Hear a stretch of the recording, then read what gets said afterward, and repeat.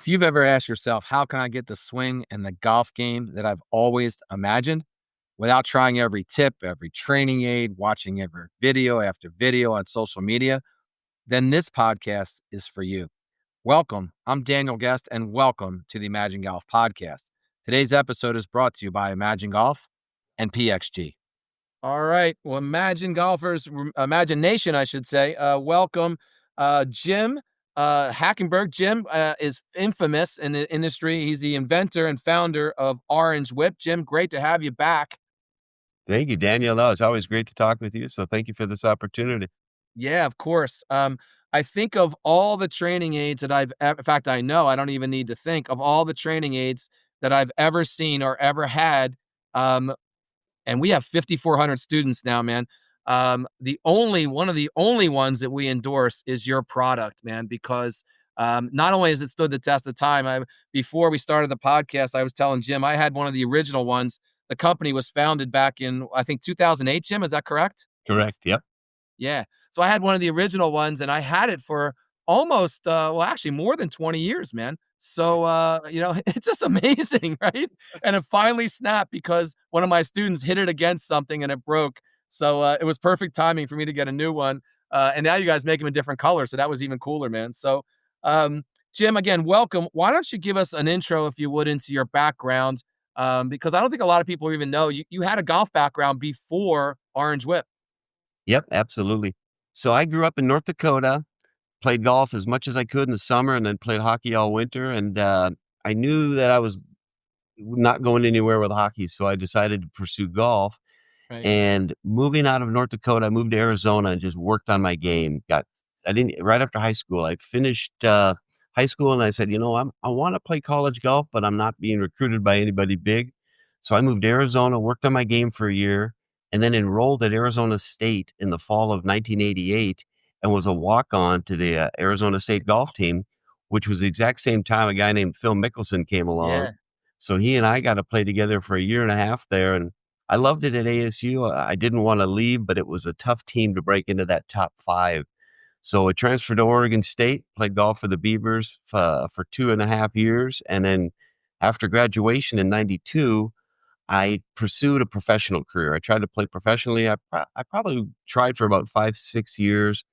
Didn't make it, but I learned a lot about the game of golf along the way. And that's what led me into the golf industry. Started working at golf courses. I became a teacher. I became very passionate about teaching, but I also became fairly complicated as a teacher. And unfortunately, I probably hurt half the people that I worked with because I was a little too complicated. I was a guy who would read a lot of golf books. I would listen and Right. talk to anybody about the game of golf, but too much information is what was happening. Yeah. So what happened was I was teaching, and a good friend of mine who I was playing the mini tours with made it to the PGA Tour, and he asked me to caddy for him.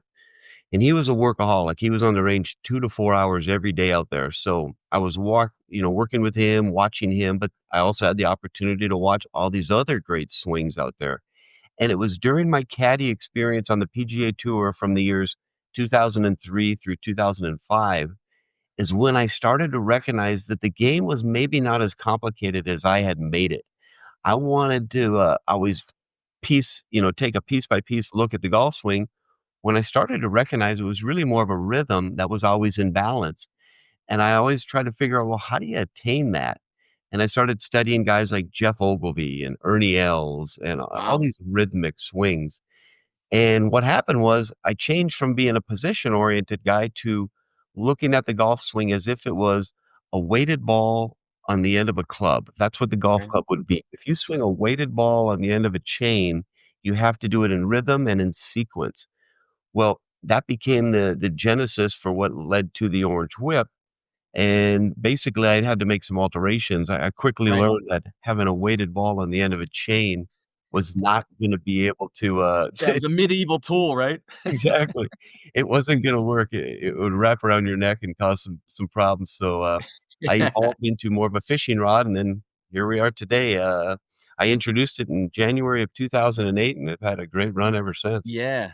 Yeah, man. Well, look, man, you said a lot there. What was it like? Just a quick sidebar. When you were hanging out with Phil, did you know at the time that he was going to be? No, if there's no Tiger, he might have been the Tiger of the generation, right? Did you know that when you saw him? You know what? It's 100%. He was different than any golfer I'd ever met. Now, physically, he's very gifted. His short Yeah, game was incredible then. He hit it long ways, but if he needed 20 more yards, he got it, where I yeah, didn't have that extra gear. yeah, And but the one story I tell a lot, Phil and I were playing in a qualifier at Arizona Country Club, and we both hit it in the right trees. And the moment I hit my shot, I go to my bag, I'm all disgruntled, pick up my bag, and I'm walking with my head down, scolding myself. Phil picked up his golf bag. He's walking head up. He's walking as fast as he can to get to that golf ball because he wants to figure out how he's going to make birdie from the trees. yeah, And it was such a different mindset. I mean, he was always on the positive. No matter what was going on, he was going to figure out a way to do it. So there's a side of me, and this is odd to say, but I mean, in certain ways, I feel he's underachieved, and yeah. he's a Hall of Famer. I mean, Yeah. he's Yeah, that's a fair point, man. I didn't realize how much we had in common, man. I played hockey at a high level as well. I gave up golf for hockey, oh, wow. thinking I was going to be in the NHL, man. And when you grow up in the Philadelphia area, I blame my parents for that. They should have tamped it down immediately and said, "Hey, that's not happening." And like you, man, once I gave up hockey, I thought I was going to be a decent golfer, man. I went out for I moved to Florida. I went to some of the mini tours back then. Back then, if you remember, there was like 3 different divisions and way deep mini tours, right? And, you pay 1,000, whatever the number was, and you could win some money, and if you kept winning, the Sunshine Tour and then, the, Arnold or was it the Arnold? I forget exactly what the tour was after that. But, what I found was I could shoot 72 with my buddies and maybe even throw up a 70 every once in a while, but under the pressure of golf and competitive golf, all of a sudden I'm shooting 80, right? And Yeah, these guys are throwing up 68s, man. And I'm like, yeah, this isn't going to work, man. And that's when I became a recreational golfer in corporate America. Did 30 years there, Jim, and then came out to be a trainer for the last 10, man. So uh, but kind of a you're similar. right. It's a tough world to compete out there because it's a different game. I mean, a lot of the guys I play with at my home club can shoot some good scores, but if I ever talk them into going to playing in a state am or some other events, Yeah. they blow up. It's a different mentality. Yeah, there's no doubt about it. So you're teaching, take us back, right? You're teaching, you realize, the 10 positions, the P classification, if you would, of golf is really, not all it's cracked up to be probably, right? And you're a little bit more technical. You realize you're going down that rabbit hole and you got this idea for a ball and chain, right?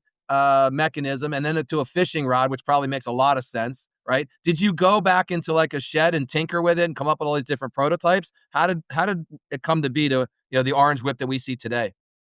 Yeah, that's a great question because I was teaching golf in Southern California in the winter and Martha's Vineyard in the summer. So I had Oh, 2 tough pretty life. yeah, pretty good locations. Well, in Martha's Vineyard, it's just a cute 9-hole golf course in Edgartown, Massachusetts, and it's a great place, but they had a shed where we kept the range balls and all of our other range equipment right next to the driving range, and I had a workbench in there, and I'd go in there at night and I would do club repair. But when I was starting to come up with this concept, that workbench became my laboratory for the Orange Whip, and I'd go in there and I'd listen to the radio and, maybe have a beer or something while I'm tinkering around with this stuff, and it's slowly but surely the device that I made was functioning, and it was interesting because this was a device not to sell as a product. This was to help me improve my teaching and my message.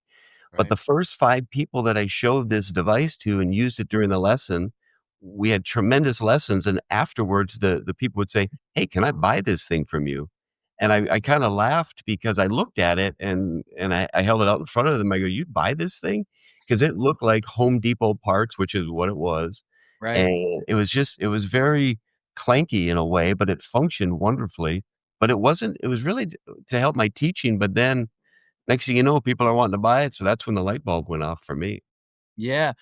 I think people don't realize there's really no competition for this orange whip, man, in that it's unique. You have several patents, right?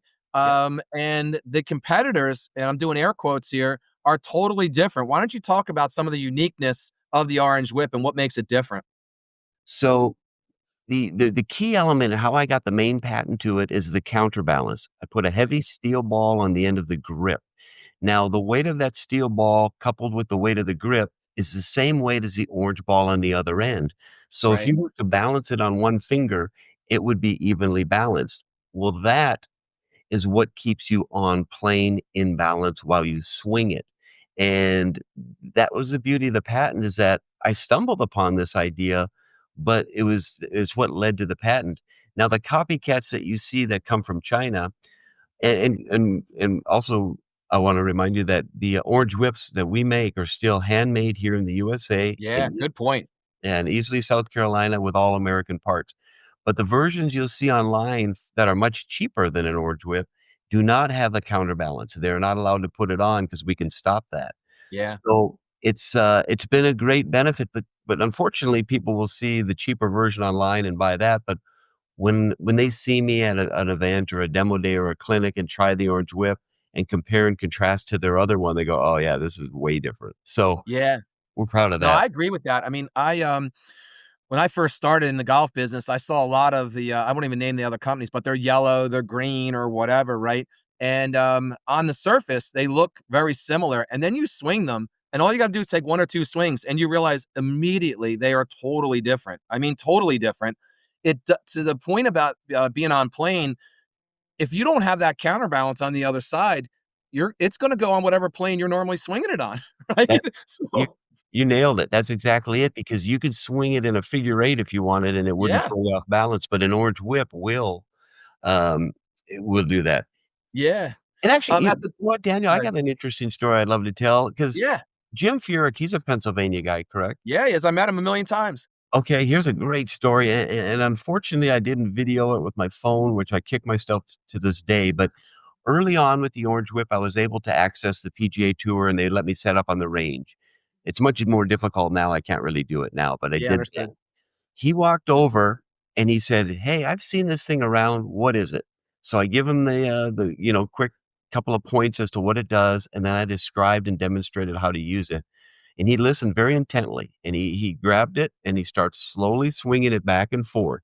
And while he's doing it and building up to his full swing motion, he I was standing down the line, visually down the line. He was perfectly on plane the whole time. There was no deviation from it. And it was beautiful because he started slowly. He let the orange whip kind of find the perfect swing plane for his posture, but there was no loop that some people will talk about Jim Furyk's swing. You wouldn't have recognized it. It was Yeah, beautiful. It was really good. But what I loved that afterwards, he goes, "Man, that feels great." And that is a great oh, story. that was pretty cool. Yeah, and all he is another Hall of Famer, right? Exactly. I had met his dad at Doral. Remember the PGA used to play at Doral back in the day? I met his dad just, on a whim, and when he said his name, it kind of, I forget his dad's first name, but the last name resonated to me. I'm like, and I kind of turned my head like a dog almost, like looking at him. He goes, "Yeah, that's my son." And, so we kept talking, and make a long story short, he's like, "Would you like to meet him?" I'm going, "Yeah." And I had back passes or, PGA passes. So, I met Furyk on the range, and he was the most accommodating guy. I had no business being there, interrupting him. It was like on a Wednesday, so the day before the tournament started. So they start to get serious. And yeah, and then I met him a half a dozen times. And like Phil, he's got a great memory, and or at least acts like he does because he says, "Hey, Daniel," and all that stuff. So kind of fun. But that's a great story, man. If you can make Jim Furyk feel natural in his swing, man, that's amazing, man. Yeah. Um, And it you was fun. Sorry to interrupt. You had one product for a long time, right?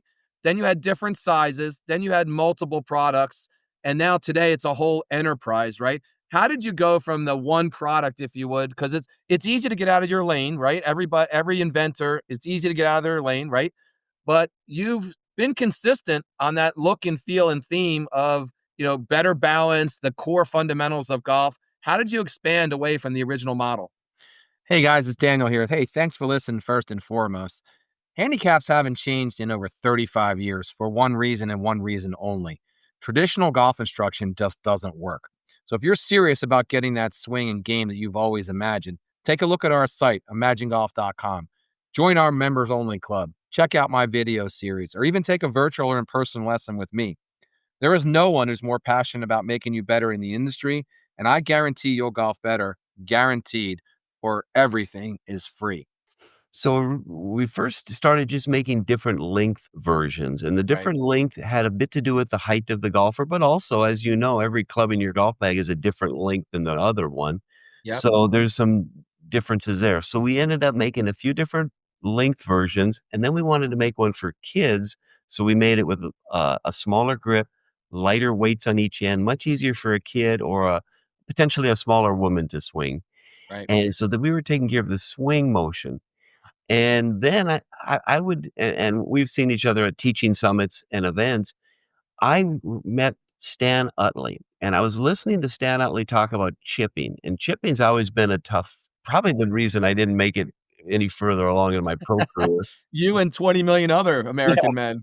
Yeah.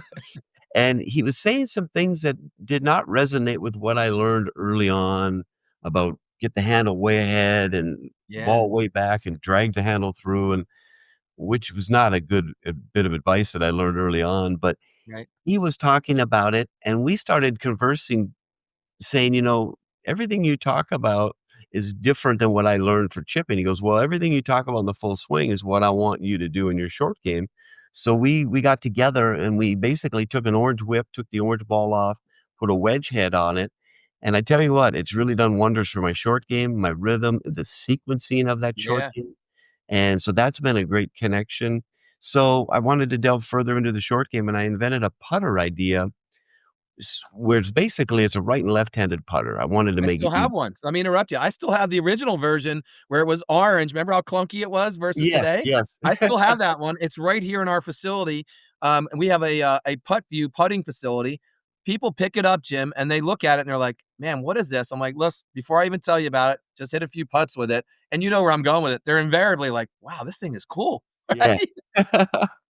'Cause it all fits in. It all fits that rhythm and sequencing of all the shots in golf fit in, so we wanted to encompass every level of it so that golfers from the drive all the way down to the final putt, we've got a tool to help them do that. So we're very proud of and me as a golf fanatic and a golf fan, and I'm still a plus, 1.7 handicap. I, Braggart, braggart. I want to improve every day, so, we're trying to share that with the world. Yeah, that's awesome. And then you had a period too where you did some fitness stuff, right? You had the orange peel. We still use that to this day as well. We have one in each of our 5 facilities, man. And same thing. People look at it and go, why would I get in that thing? And then they get in it and they realize, you know what, this is pretty unique, man. Do you still do a lot of work with that? Yeah, the fitness we were really hoping would explode during COVID, and it did okay, but we had to battle up against, what's it called? Golf Forever, and Yeah, yeah, yeah, they had a very big budget, but, yeah, we're still involved with it, but it's we were hoping that it would explode even further than it had. But, yeah, yeah. we wanna Understood. try to keep that going 'cause I'm 58 years old now, so I need to stay loose and flexible and strong enough to hit a ball, so Yeah, same thing, man. I'm 60, man, so I get that, man. Well, the today, the Orange Whip, wildly successful, over 800,000 sold. That I bet when you first started and you're back in that shed drinking probably, a Miller Lite at the time or something like that, right? Or a Schaefer or something, right? That, Schaefer. you had no idea that it was gonna be what it is today, right? Well, I mean, I had high hopes, but I also was realistic. So, yes, Yeah, I mean, yeah, I look back and I love the way it all developed because it started out comfortably, but in progressing, like my first year, we sold 4,000 Orange Whips. I'm like, yeah, this is yep, happening. And then the next year, we sold 8,000. And then we sold 16,000. And then it stopped doubling, but it kept growing. And right. then when COVID hit, it exploded. So it's been a good rise. It gave us time to organize and get everything our systems done here at the warehouse and the offices. So, I think from a side of a business standpoint, and I've done some lectures at Clemson University and a couple others about how the entrepreneurial side happened, Yeah, and I'm really looking back when it couldn't have happened better. Because let's say Tiger Woods got one summer of 2008, yeah. loved it, and was talking about it. There's no way we could have kept up. No, I mean, it man. would have been a good problem to have, but it would have been a Yeah, but problem. still a problem unto itself. Yeah. Yeah. I So think the obvious question was, did you go to Phil and say, "Hey, man, check this out"? not directly, through some other friends that from that Arizona State team that I'm still in great contact with, we got him one, early on. Right. But and then when he won the PGA championship, a couple few years back, they were showing him in the parking lot wearing a mask because it was COVID time, but Yeah. swinging his orange whip in the parking lot, and those were great videos. Those are great videos, which is an easy segue. What do you still get fired up when you see, a PGA or a professional on any one of the tours with an orange whip in their bag when they're on the actual course? Is that like commonplace for you now?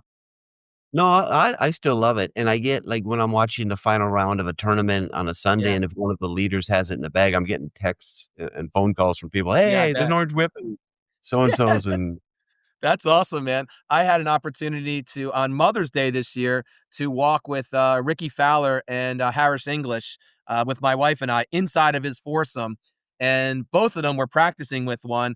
And I thought, oh man, if Hack could see this, man. That's oh, still a great story, man. Absolutely. All right, I love so it. No, that's you're absolutely at the we're at the forefront of swing trainers, right? yep. The product has lasted way longer than the average swing trainer, right? Um, and what do you think for the future? Where do you see the future of Orange Whip going? Well, my patent does run out in 2 years, so that is a bit of a concern. I think because of the name Orange Whip, it's a very unique Yeah, name.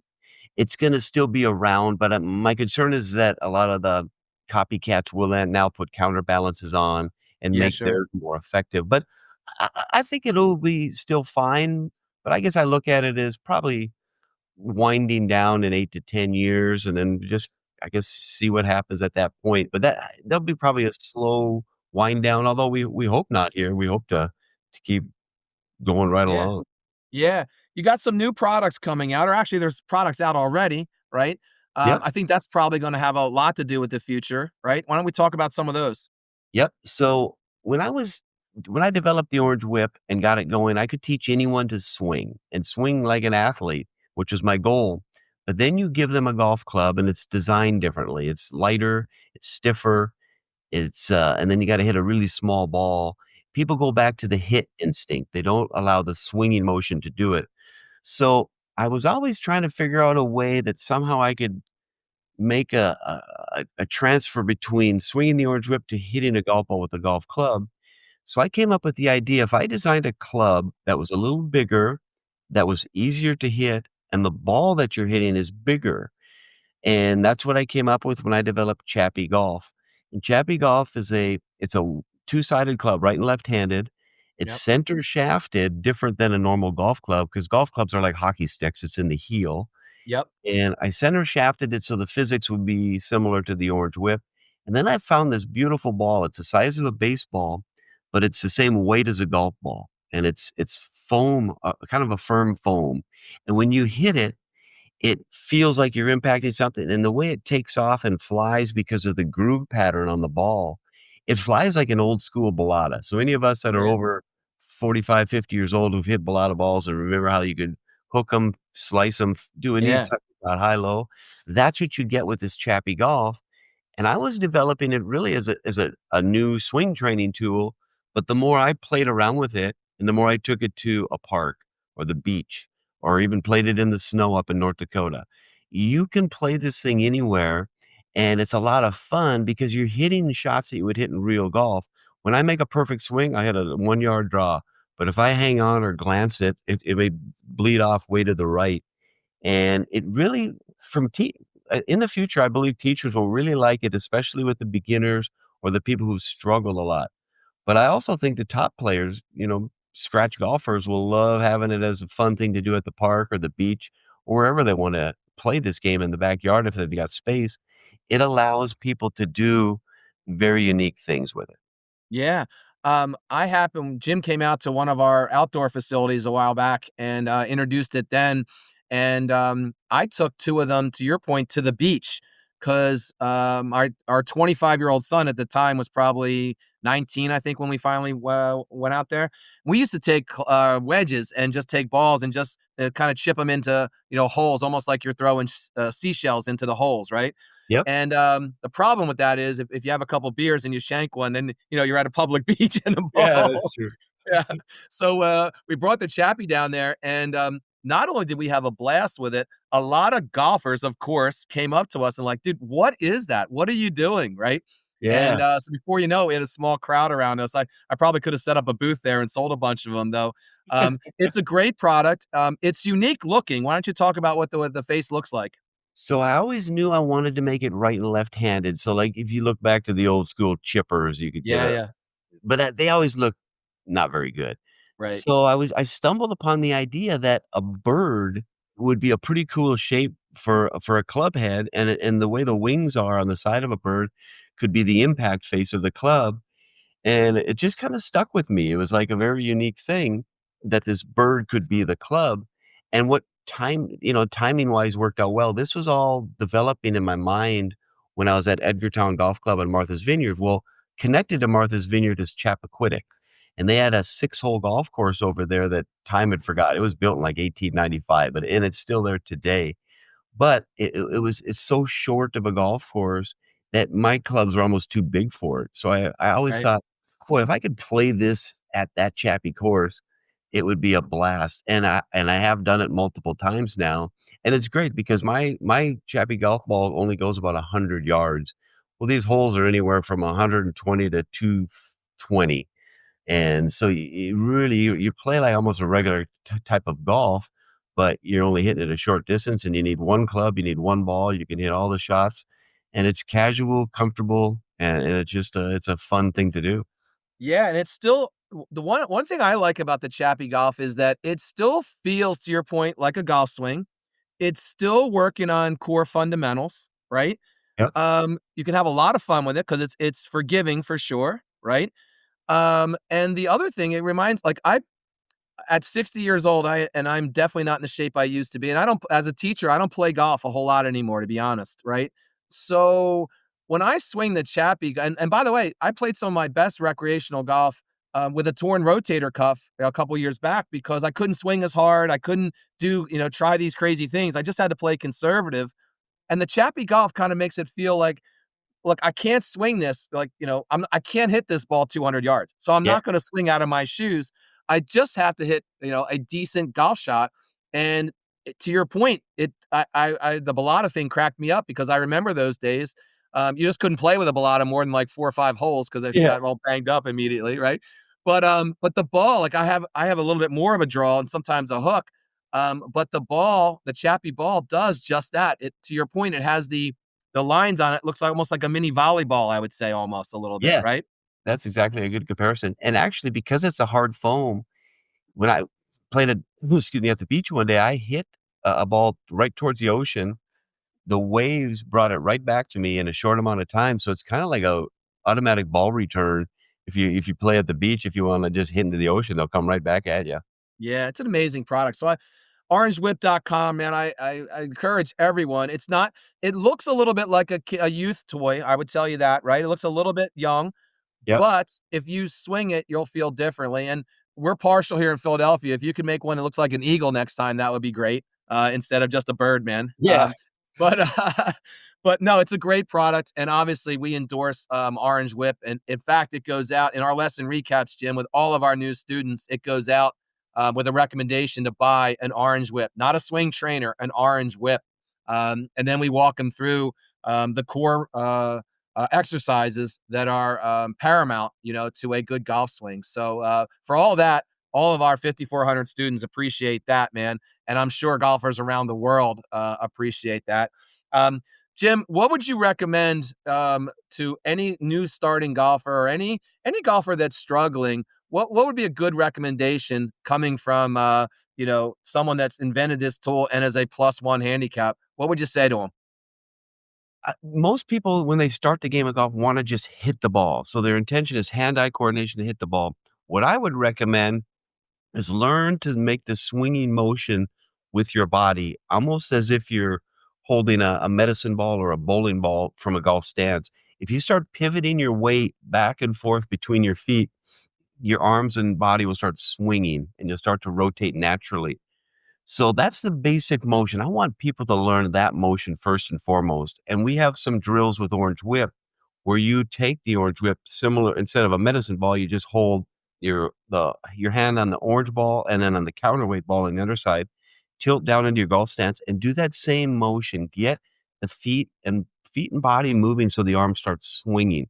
Once a student can learn that movement, they're way ahead of the game because if it's all upper body controlled, it's a hard game to learn. So Yeah. I want the lower body to kind of get the swinging motion started and then people trusting that motion as they Yeah, that develop. is well said, man, and coming from you, man, I think that's an authoritative, well done. We're gonna drop those, videos, if you were links to those videos of those exercises that Jim's talking about, in the, show notes here. Well, Jim, listen, it's always fun catching up. You're gonna be at the PGA show this year? We will be there, but actually this is the first year we will not have a booth. So I'm gonna just go as an attendee. We've got some meetings set up. Yep. It's they've been great to us, but it's a big expense and it's a big week. So we're gonna Yeah. just go and see what I've never experienced the show as an attendee, so I'm looking forward to that. Nice. Well, you're gonna have a lot of fun, man.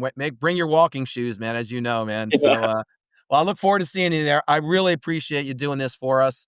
And yeah, the Orange Whip, we endorse it here. I endorse it personally. The last thing I'll say about the Orange Whip, if you have some fundamentally flawed swing, right? Let's say you swing over the top 10, 12, whatever degrees or whatever, right? Or you early extend significantly. It's pretty hard to swing an Orange Whip in that same bad swing. Would you agree? 100%, and that was the point. You feel the difference, and that's Yeah. what we're after. You feel that Yeah, difference. awesome. Absolutely. All right, Jim, thanks for doing what you do, man. The golf world and Imagine especially appreciate it. I'll see you at the PGA show. Daniel, thank you so much. All right, buddy. Bye. Bye. All right, then. That's today's podcast. Thanks for tuning in. Hit the follow button wherever you get your podcasts and be sure to check out our site, imagingolf.com. Check out our YouTube page at Imagine Golf, and we're on all the social media platforms. I'm the same at Imagine Golf. And here's to getting you the swing and the game that you've always imagined.